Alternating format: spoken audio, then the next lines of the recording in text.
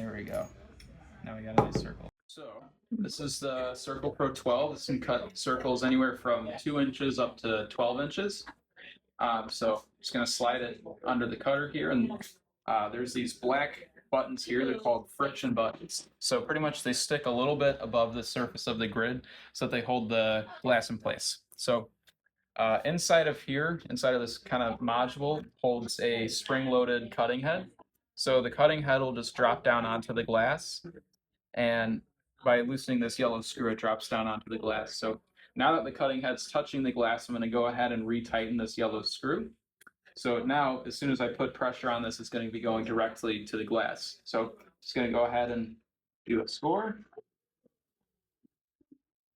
Just do one full rotation.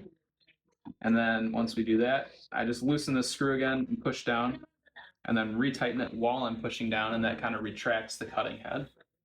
So I'll take this circle out. And under here is just what we call the running pad. So they come in 12 inches, 12-inch squares, or 18-inch squares. So what I did is I took the scored side and I flipped it face down. So now I'm just going to press on the underside of the score.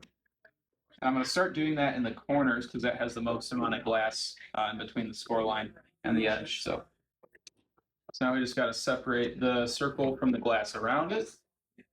So we'll just do some scores that are tangent to the circle.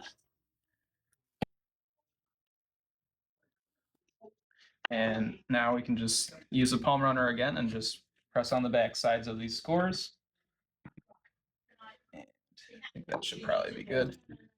You just give this some taps. And there we go.